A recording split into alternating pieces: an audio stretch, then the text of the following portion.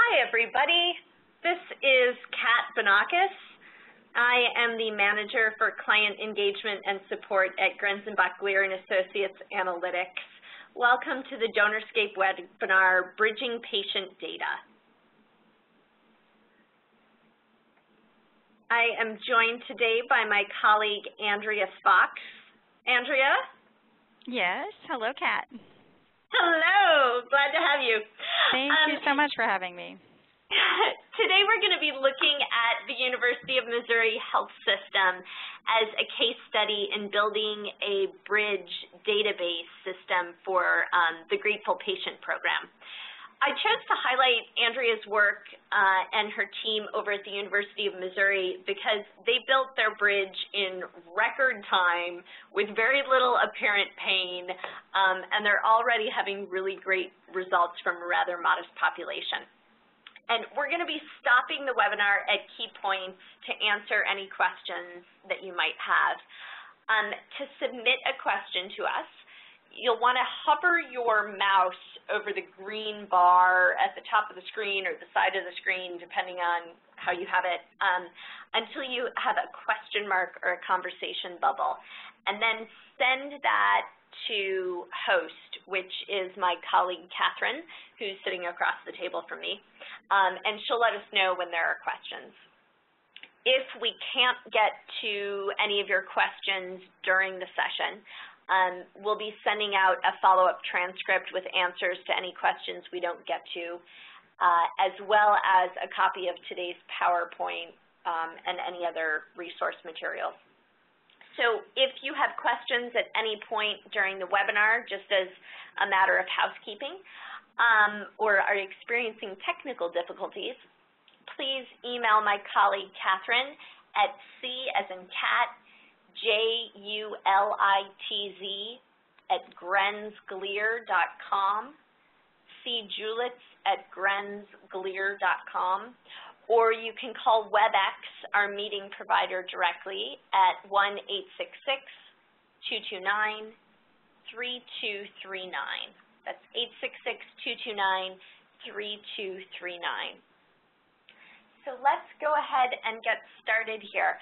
Andrea, would you just give us an overview a little bit of the University of Missouri Health System, where you work, the team you've got, the population that you serve, everything like that? Absolutely. Obviously, we're in the middle of Missouri, and our population being a university academic center as well as a healthcare provider. We are a safety net hospital, much like most of our other AMC peers. Our population is quite rural, other than Columbia, Missouri being university town with a population of about 100,000 people. We're finding that the concept of healthcare philanthropy is pretty new in this area. There don't seem to be a lot of people that understand that, you know, academic medical centers absolutely do need the help of our community to support what it is that we're doing. And right now, our health system exists as a school of medicine, a school of nursing, and a school of health professions. And then, of course, we have 7 different entities of healthcare and clinics out there as well. Ellis Michelle Cancer Center. We've got an orthopedic institute. We have university hospitals and clinics. We have a children's hospital, a women's center. We have a psychiatric center, and then, of course, a rehab center. So that being part of our delivery system, we are really trying to now focus on engaging our patients in philanthropy and to create this culture of philanthropy through annual fund and major gift, focus. The Grateful Patient Program just started August 1st of last year. I'm the first director of this program, and we haven't had a program before. But in the past, in 2009, our executive director of advancement, Laura Gaida, began the screening process through you guys. And so she had kind of started that, beginning of looking at patients as potential donors, but identifying the core way to set these up and how to work with patients has been something that I've been trying to stretch through this past year. So within our healthcare system, we do have 7 major gift officers, 2 Children's Miracle Network coordinators, myself as Grateful Patient Director, 1 stewardship and annual fund coordinator, 1 external affairs director, 1 external affairs coordinator, a gift processor, 3 admin assistants, 2 executive directors, and 1 associate vice chancellor. So that's kind of our system in a nutshell. Did I miss anything that you were interested in? No, I think that's what we were going for. And you did mention that you're quite a safety net hospital in the region. Yes, absolutely. We have 59.9 in year 2011, 59.9 in charity care on a very small budget. So obviously, philanthropy, there's a huge need for it with revenue streams and reimbursement rates changing and things. So looking at this grateful patient idea and looking towards our community and patients that have had a good experience as potential donors is where it's at for us right now. And when you started last August, what was what were all of the different places where data was being held on a daily basis that you were trying to bring together? What did you walk into? Well, like I said, Laura Gaida and one of her assistants had compiled an Excel spreadsheet for me, and they had been collecting some names they thought through the screening process through DonorScape. 1 through 6 is what we look at as gift capacity, which 6 being a gift capacity of $10,000 or more. And they had been working on collecting those names and sending out some small surveys and just trying to see how people respond. Response rates were pretty good with those surveys. But we wanted to take that to the next level and actually start engaging our patients and finding ways to do such. And so one of the things that I found when I was in the morning coming in, looking at what patients had come through our inpatient hospitals, looking around, I started realizing I'm going to 4 different databases to gather the information that I was wanting to find. So we have our analyzer, IDX, which is our hospital admission information. I had access to some of that. I then went to Advanced, which is our past donor database system, past giving and biography on anyone who's ever given $1 to our entire MU system. And then, of course, I was going to DonorScape for the wealth screening information, taking all of that and putting it into one Excel master sheet. That was taking me hours every morning, and I thought there has to be an easier way to pull all this together. It's not spending all this time. Please, let there be an easier way. Somebody help me here. So this was the dream, that there would be one report every morning. Absolutely. I thought, okay, this is a very far-fetched idea, but, if I talk to the right people, maybe somebody can help me at least pull some of this information to where I can just click on 1 or 2 things, and then boom, we have one report that shows that can stretch back for a month or the day prior or whatever I'm looking for, that I can pull that information and have it all in one sheet. And then you went about trying to make reality out of this hope. And what did you end up doing to get started on that? Well, obviously the biggest concern for everybody were the HIPAA and the compliance, solicitation of charitable gifts, and how that works with the patient database, making sure that we were being compliant in everything that we were going forward with. So first thing I did was contact our chief compliance officer and sat down with him and told him what it was that we were doing. And we had already had some things in place, but I wanted to expand on that at whatever level he was willing to let us find, whatever he found it was compliant within the terms of HIPAA. And so we did have a policy change that was written by the CCO and signed by our CEO, and that includes information, such as the patient demographics, their name, their spouse's name, address, their date of birth and gender. If they're privacy flagged, that would be flagged so that we wouldn't bother them. Insurance information, dates of treatment by location. So if I knew, obviously we have several different locations, I would need to know if I wanted to visit where they were located, because I do personal visits on occasion. Needed to know if they were inpatient or outpatient, obviously, again, for visits, patient satisfaction, some of these other things that we wanted to make sure that we were compliant in all of this. But we did not have access to any medical records, obviously, no physician information. I don't have access to any of that. And then we started realizing I had an officer approach me and say that, she was having a hard time when she was talking to some of the patients, feeling free to discuss things out in the open in some of our office settings. So we felt like it would be safe, a good idea to have all of our officers sign the confidentiality statements that any volunteer or hospital worker would sign to make sure they're not discussing anything they hear over the phone. And that made everybody feel a lot more comfortable knowing that, okay, we're all in agreement here, we're compliant, and those were turned into our compliance office as well. So took care of the safety part first and make sure that we are not violating any rules.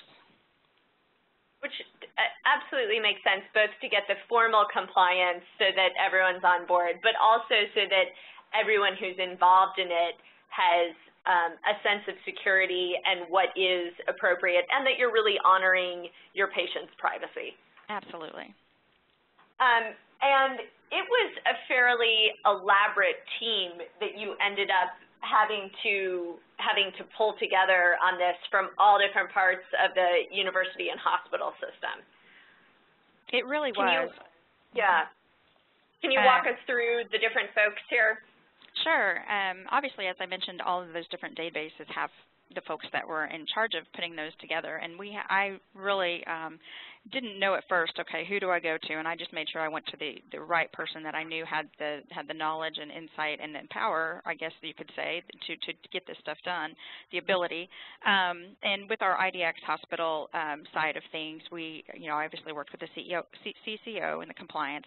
And then Deanna DePriest is our programmer or specialist for the IT applications for our healthcare side of things. So she's where we came from first to pull together just the basic patient information that came through on a daily basis. Then we have our advanced IT staff, which advanced, again, is our donor base for any past gifts that have been made. Tom Boren is the Director of Development and Advancement Services, and Hong-Ying James was our Principal Programmer, and Rich Greenup is a programmer who worked with us as well. And then our research team, who knew a whole lot about GGNA and kind of could pull all of these together.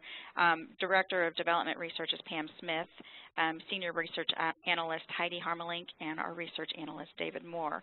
All of those played a key role. And then, of course, GGNA, you folks up there, Kat, you, and Paul were integral. I mean, this could not come together at all if it weren't for each of those individuals I named helping out on some level or another. So it sounds like it was just both the content advancement and also IT for all of these different sources and databases. Yes, and it was kind of funny because one side might not have understood what, a hospital wouldn't understand the development component. So having them understand what it is that I was looking for and having IT get what hospital had and everybody connecting all of those links, that's where the whole bridge part comes in. And it was a little confusing at first as to how to get everybody to understand what it is that I was after.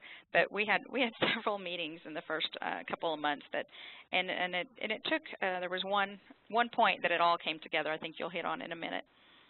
Yeah, let's actually jump right to that. So okay. When it all came together was when the Sharpie came out. It was the funniest thing because I think that one of our meetings that we had a big table, and here I was talking with my hands, showing, okay, if we pull it from here, and this is what I want. Everybody was looking at me like I have no idea what you're talking about. So I just got out my Sharpie, and here's like on a sketch piece of paper, this at the bottom, you can see the grateful patient data file. That's our Excel sheet. We were churning that within our, here in my end of my office. Number one, up in the top left corner, pulling information from the hospital, adding it to the file. Then I would go to DonorScape and pull the wealth information from there, which IDX had already fed DonorScape, obviously. Pull information and manually enter it into Excel from DonorScape. Then I'd go to Advance and run individual prospects, individual patients through Advance to see if they had made gifts in the past. And then I would feed that onto our Excel sheet as well. So that process, you could see, okay, this is what we were doing at the time, and it was not very efficient for what we were doing. So then I drew them a drawing, which I think is the next slide, that shows what I was after.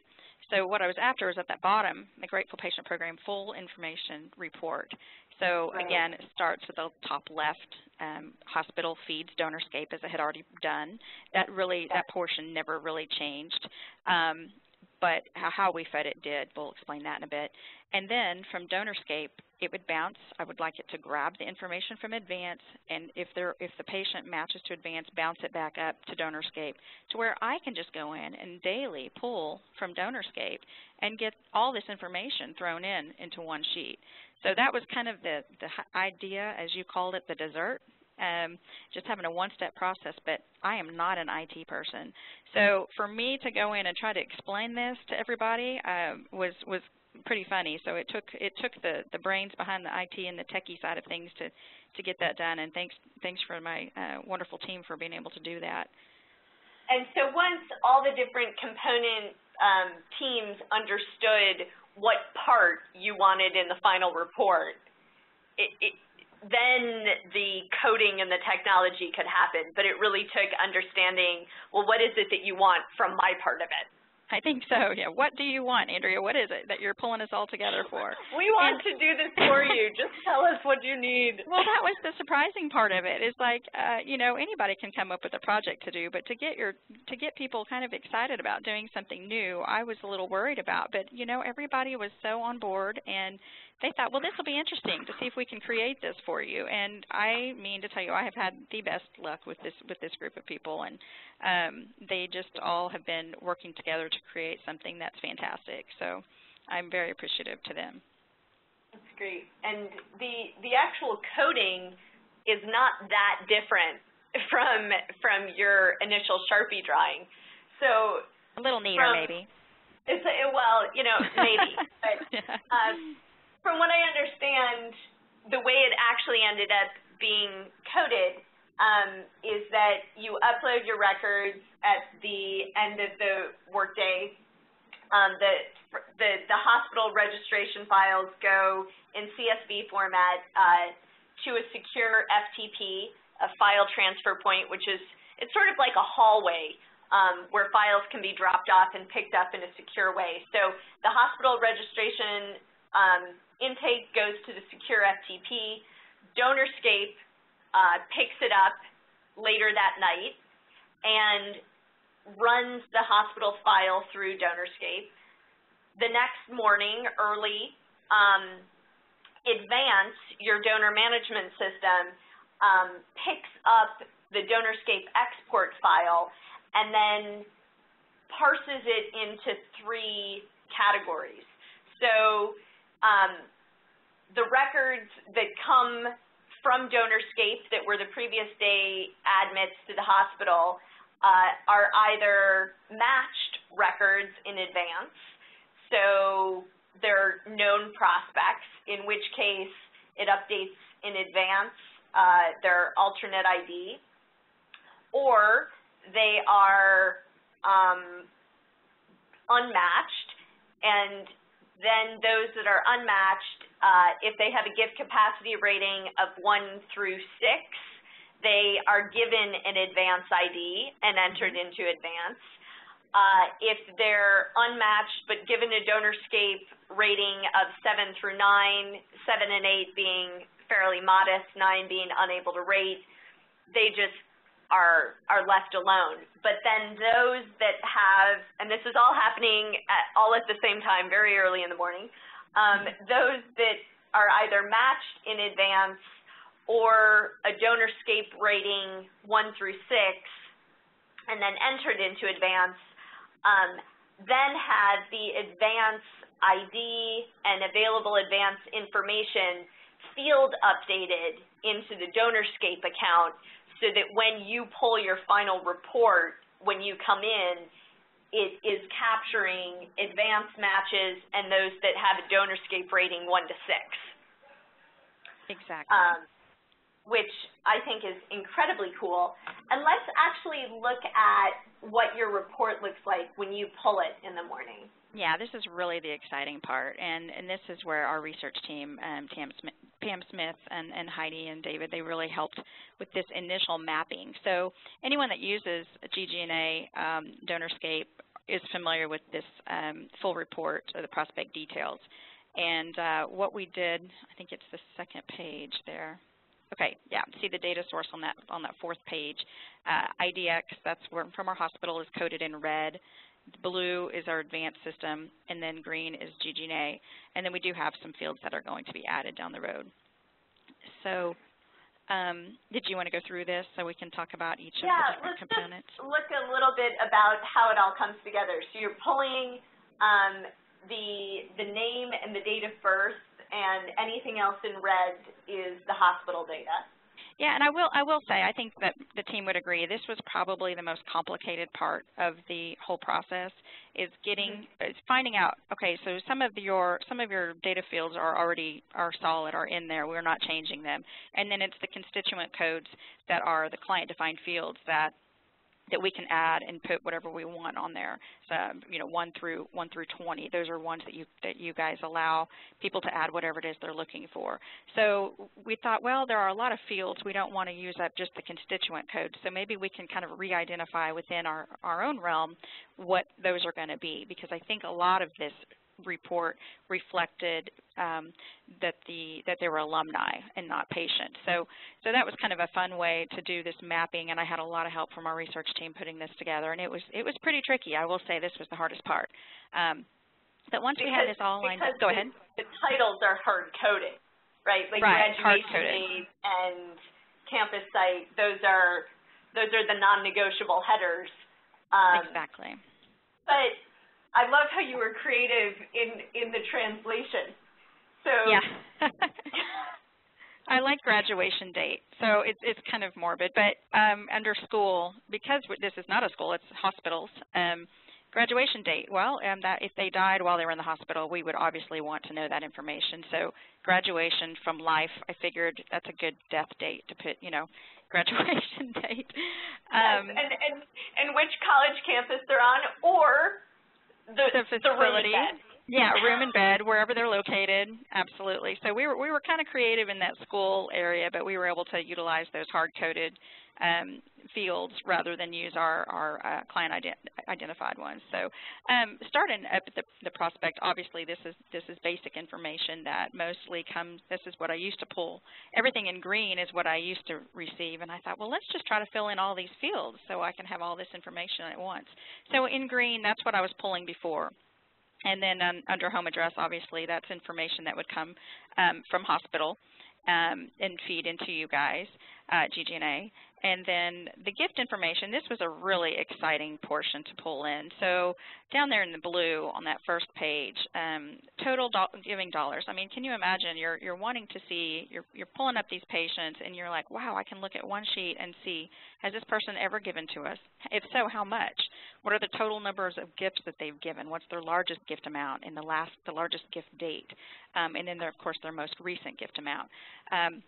One of the things that I'm going to tweak, and I've talked to Pam about this, is adding possibly adding, have they ever given to our health system before? And if so, how much? So adding that field as well to identify, yes, there has been a health system. It might not say they've given to the cancer center, they might have given to children's, but it could say, yes, they've given to health system and they've given X amount of dollars to health system in general. So that's one of the things I'd like to add down the road.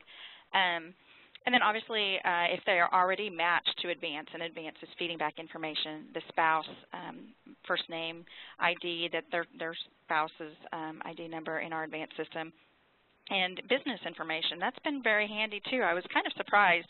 I didn't think, when going into it, I just thought, oh yeah, let's just put those fields in there, and I didn't realize how important that truly is. It's just another element that we can go, oh, their job titles now listed. When I pull these spreadsheets and download the GG&A portion, the DonorScape portion into an Excel sheet, I can now see, hey, this is the president of a company. This is a director of something. I really want to hone in on some of these job titles, like, oh, okay, CEO of what? And we can dig a little more that way. Seasonal address comes from our advanced system. Some people have 2 homes, and that would be their second home located. And then obviously we discussed the information in the red that we entered from school. That came from our hospital side. Miscellaneous, that constituent code 3, that comes from our advanced system as well. That lets us know if they have graduated from our institution somewhere, and lets us know what, health, environment, sciences, arts and sciences, business, indicates where they have been assigned. or where they've graduated from, rather. So that assigned solicitor, obviously we have gift officers all across our campus. So if this prospect is already assigned to a different gift officer, then that's obviously good information to know too, so that we're not talking to somebody that already has the rights to them. Going down into the client-defined fields, confidential, this one's not used very often. I mean, in fact, I don't think I've ever seen anybody this is just a yes or no answer. So what comes in is client-defined field is either a Y or an N. If it's a Y, that means it's confidential, leave them alone, don't do anything. If it's an N, they have not put in a confidential flag. Inpatient and outpatient is I or an O, pretty simple. Discharge disposition. This was a bit of information I thought would be important as well. If a patient has gone on to a rehab clinic or has moved on to a nursing home or skilled nursing facility, we obviously don't want to try to visit them or talk to them at that time because it's not a medically appropriate time. I don't know what their medical condition is, but I would just see that they were either released to go home or take care of themselves, that sort of thing. Client-defined field 4, I failed to mention that when I talked about the compliance letter. We gained permission to grab their patient satisfaction scores once they've left the hospital. Everyone receives a survey about their experience, and they did not see a problem at all. If the patient is self-identified on those surveys, that is not a HIPAA violation for us to say, hey, they rated our institution at 92%. Now, how perfect to see. Here was a patient. They have this, a gift capacity of 4. They had a great experience, 92% score. Great. This is a perfect combination of a potential grateful patient. So I really like that component. We don't have it coming in yet. That's on the down the road list. We're working with HR to try to get that component. That's a whole different person feeding into you guys. Sure. But that's pretty exciting right there. The client field 5 was the guarantor. If not our patient, if somebody else is the guarantor. This is nice for when children come through.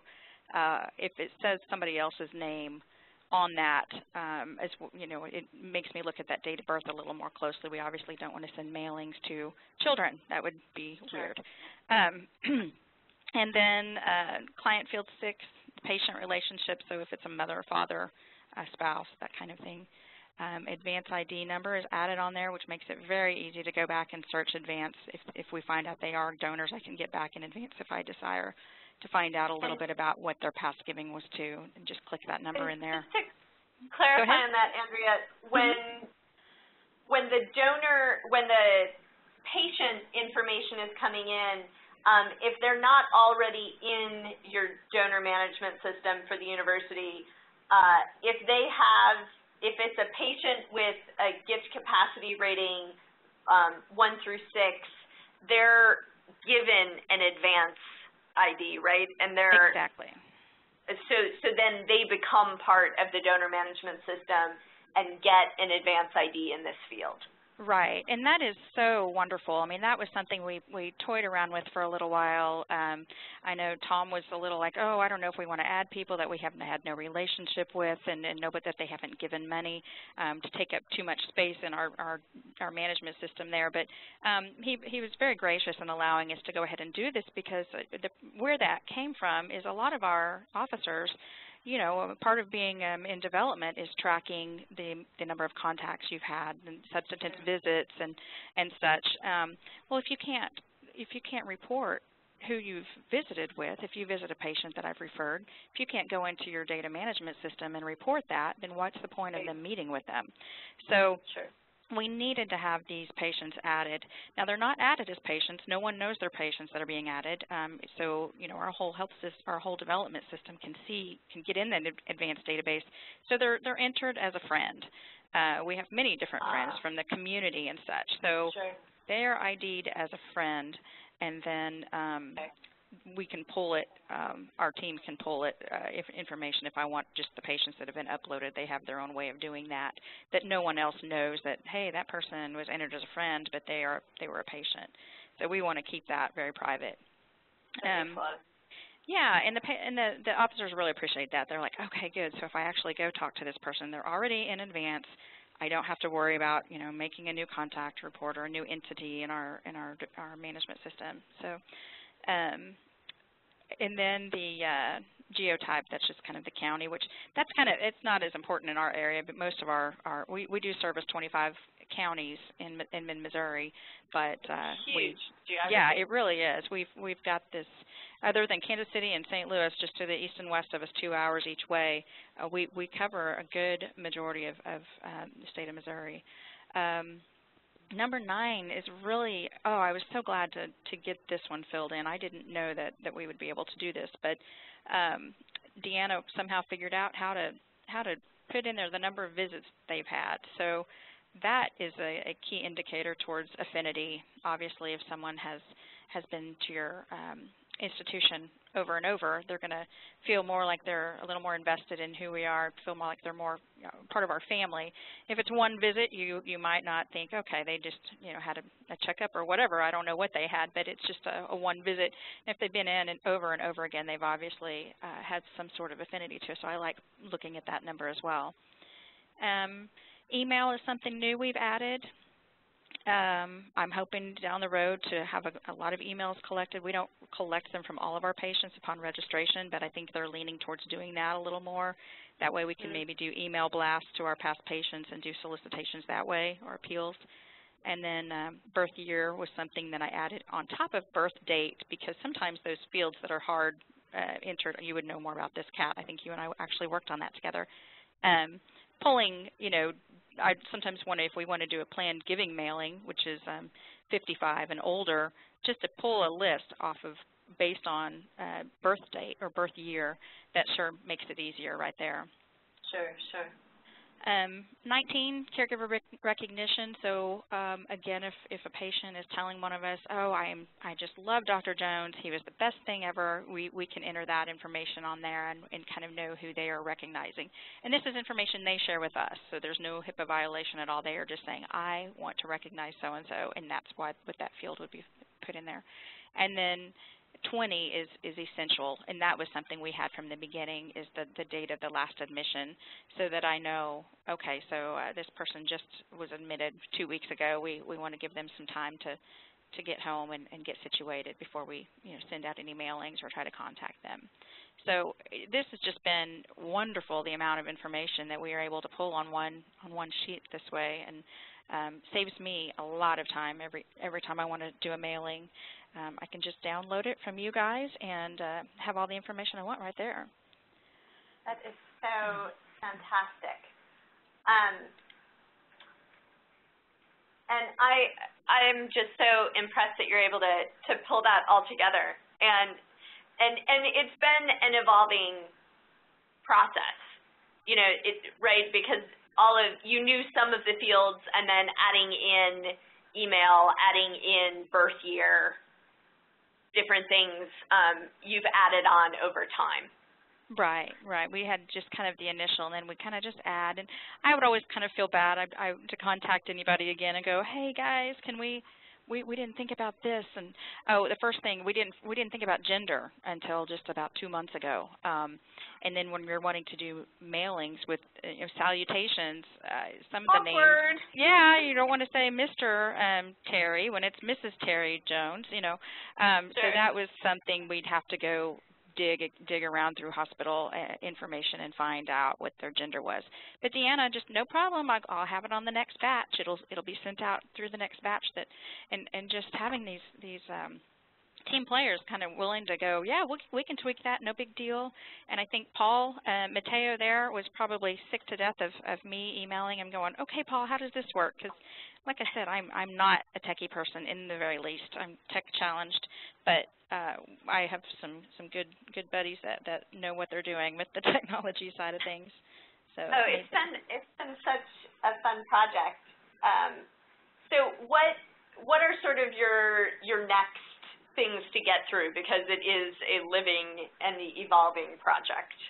It is definitely evolving, and one of the things we recognized recently, as well as gender that I just mentioned, was one of our officers actually had a friend who, or somebody that she knew that was a trauma patient, and she said, I know this person, and I went into GG&A, and I said, no, they didn't come through. And she says, well, I know she should definitely be a 1 through 6. I know this person. And I looked again, and I said, no, I don't see that name in here anywhere as one of our screened patients. And we started going, well, I wonder what that's about. So I contacted Deanna, and she does a T-1. So today, -1 when she's uploading all of the patient base.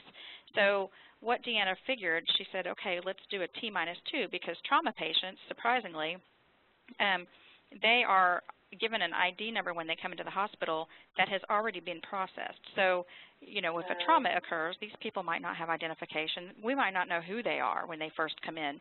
So they are pre-registered, if you will, and a number is thrown on them as a patient number. And then when their information starts trickling in the next day or a day after, that's added. So now Deanna, just for the trauma patients, does a T-2.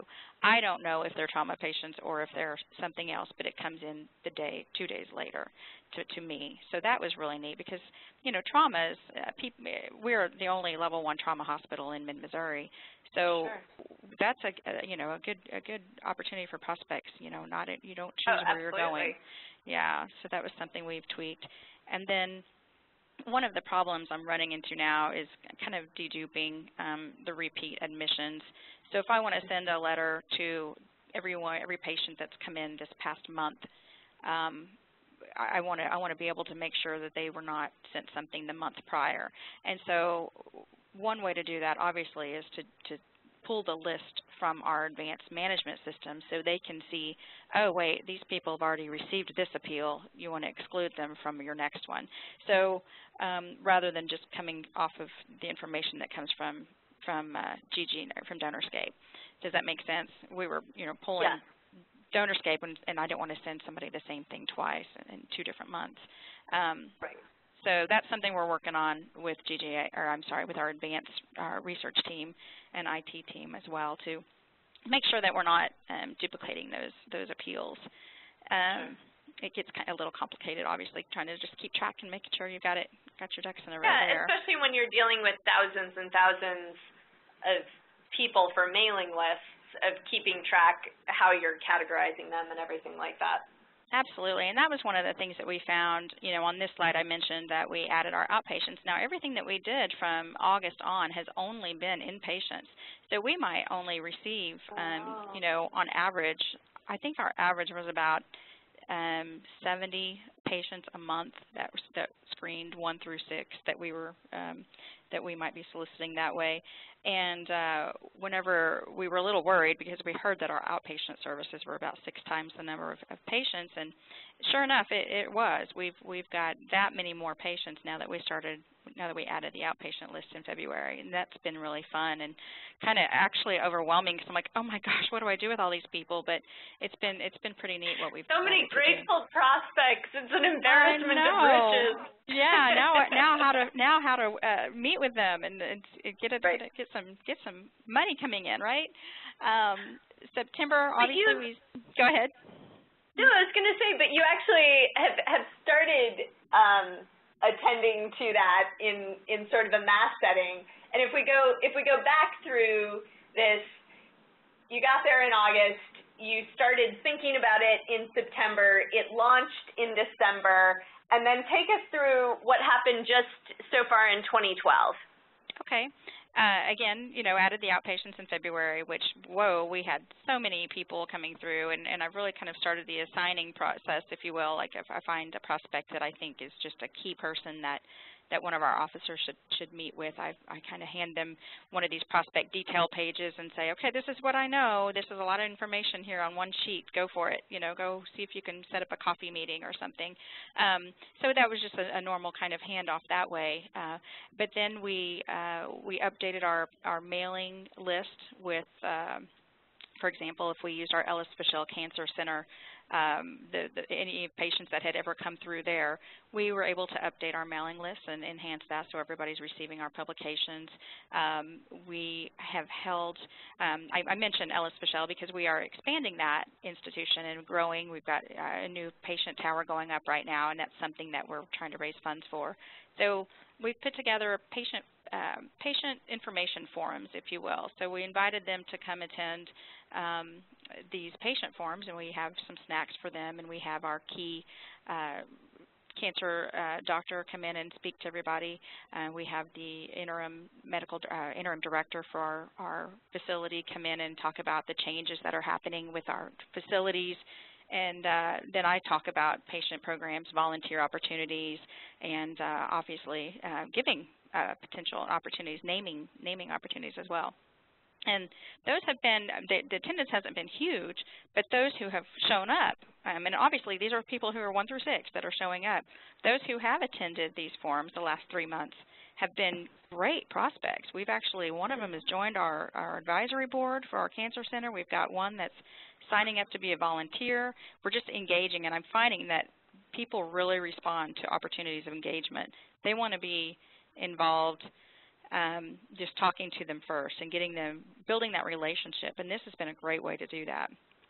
So from there, we want to kind of make it bigger and take our top, I don't know how many yet, I'm still kind of planning this portion, but to hold a health system breakfast, if you will, and have our vice chancellor attend and talk about what we're doing as a system, have our deans come in and talk about our 3 different schools. Just make it a really nice breakfast and invite only those key top-rated patients to attend this breakfast. So that's on my agenda for this next fiscal year, to accomplish that, and then have our officers there as well to, obviously start building some relationships with these attendees.